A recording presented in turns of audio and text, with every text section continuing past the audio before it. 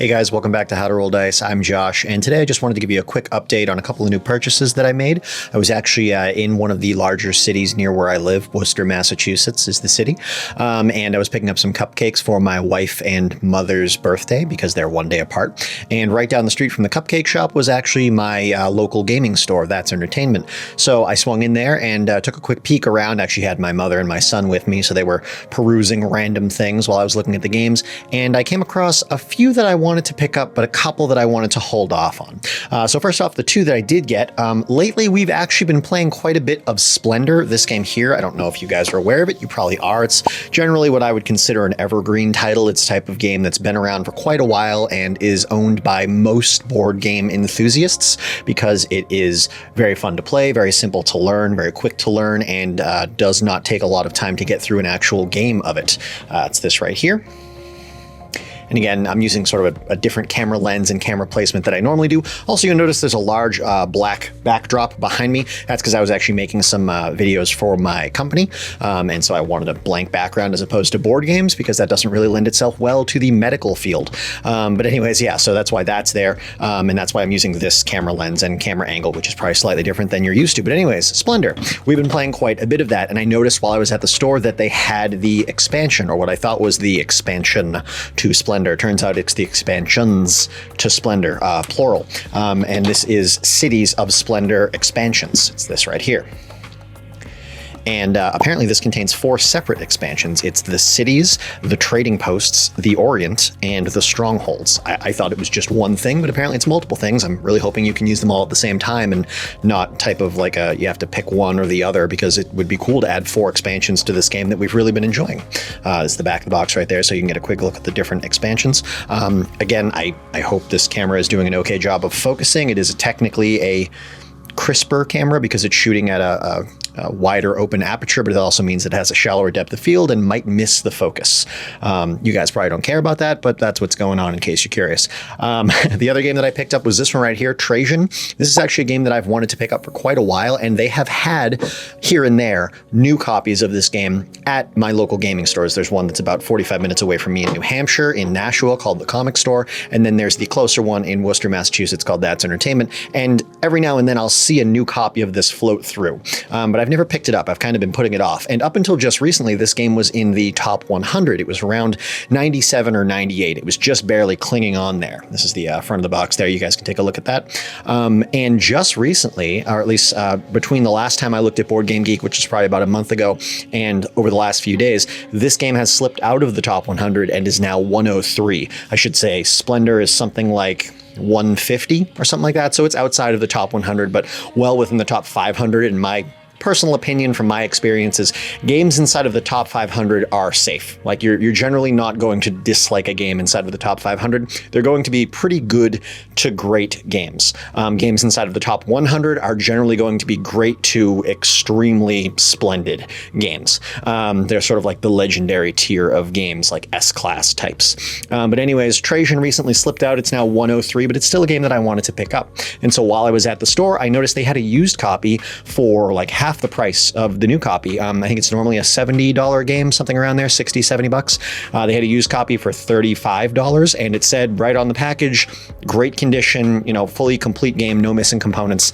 And they have sort of a dedicated staff member at That's Entertainment to make sure that the board game section is fully stocked and that there's constantly new titles coming in and popular titles are back ordered or backfilled.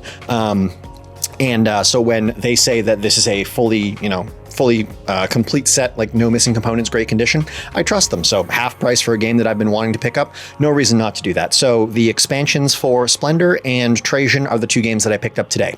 Now there were 2 other games that they had there in stock that I wanted to pick up, that a couple of them, or one of them I should say, I've never even seen in stock anywhere. So it was very tempting to pick up, but I waited. And that is because the 2 games I'm talking about are War of the Rings, or War of the Ring, which is a 1 versus 1 epic scale Lord of the Rings sort of epic thing. It's hard to explain. It's very similar to Star Wars Rebellion, where it's just this massive scale, grandiose game that fills up the entire table and takes 3 to 5 hours for one player to take on the side of good versus one player taking on the side of evil. And you play out the sort of entire plot of the Lord of the Rings saga, similarly to with Star Wars Rebellion, where you play out the entire sort of process of the original 3 movies in the franchise. So I really do want to pick that game up, but the problem is it's $100 box. It's well worth it. It's a huge box. It's a massive board. It's got miniatures and cards and tokens, and it does seem like a really great game. However, for $100, it's a game that only 2 people can play. And beyond that, it's a game that's very time consuming. And beyond that, it's a game that the people playing really need to be sort of enthused and well-versed in the, I guess you would call it the mythology, the setting, the theme of the game. You need to be a huge Lord of the Rings fan to be able to play the game well, because the components of the game don't really explain themselves beyond just, here's the name of a thing, you should know what it is because you should be a huge fan. Star Wars Rebellion by Fantasy Flight, which I've shown before, it's on the shelf behind me, I've played it twice now. It does sort of have that same design to it, except it's a little more user-friendly for people that aren't giant fans of the franchise. You could easily play that game, and even if you've never watched a Star Wars movie, you can totally follow what's going on. With War of the Rings, I can't remember if it's plural or not. There are technically more than one ring, but the ring that we're mostly worried about is the one that Frodo is carrying. War of the Rings is definitely geared towards more like fans of the franchise. And so I'm worried that if I pick it up for $100, given that I can only play it with one other person at a time, I don't have enough friends that are super into Lord of the Rings. I mean, I wouldn't even say I'm that big of I'm a huge fan, but I don't know if I know all of the lore, right? I've never read any of the books. I've watched all of the extended movies multiple times, but to that extent, I'm probably still missing a ton of information. And this game seems to be derived from the books, not just the movies. So there is probably still a ton of information that I won't be able to quite follow, or at least know the origins of while I'm playing the game. And the game is also designed in such a way that it can be a bit fiddly from what I've seen. There's a great shut up and sit down review on the game that basically shows that once you have miniatures and tokens out on the map, it becomes very difficult to read the locations of the different sort of regions that you're on in the map. So unless you know where they are because you've looked at the map of Middle Earth so many times because you're such a huge fan, it's going to get difficult to actually locate where things are happening on this massive map because your pieces are going to be covering the labels.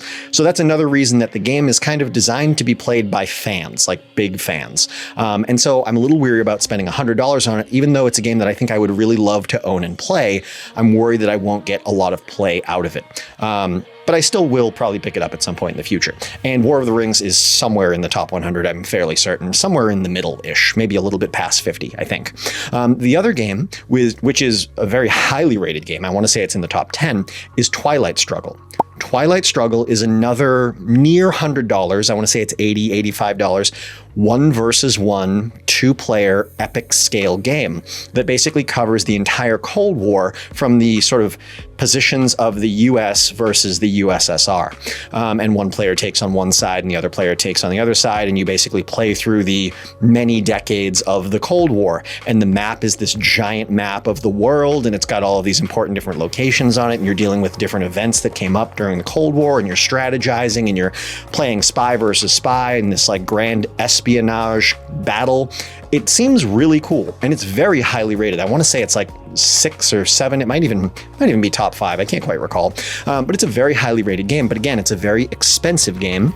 It is a 1 versus 1 game. It is a game that takes a large chunk of time to play, and you really need to be into the theme. If you're not a fan of Cold War era history, if you're not a buff of that sort of era, that sort of 1950s through 1980s classic espionage, James Bond type stuff, then you're probably not going to be a huge fan of the game. It's probably going to seem dull, like a very boring history lesson that you didn't feel like sitting through.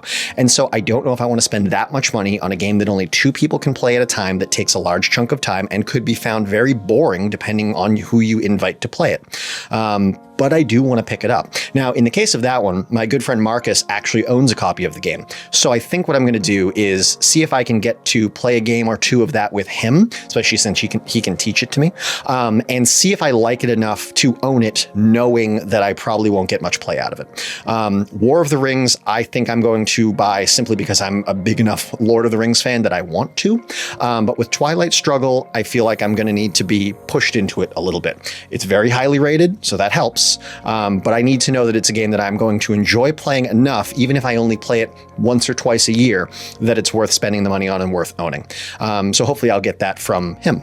And on top of that, I actually mentioned to him, because he is the one person I've played an entire game of Star Wars Rebellion with. I did play it once with Bryant, but we stopped short. I mentioned to him, I think getting in a few more games of Star Wars Rebellion and getting a better understanding of how I really feel about big, expensive, epic 1v1 games will help me make decisions on games going forward that are similar to that, where it's a big box that costs a lot of money, that is very limited in how it can be played and who it can be played with, but might just be good enough to make that worth your time and worth your money. But anyways, yeah, that's what I did today. I picked up some cupcakes and ended up picking up some games as well, and thinking a little bit more deeply about some other games that I may be buying in the future. I hope you guys are having a good day, and I will see you in the next video. Have a good one.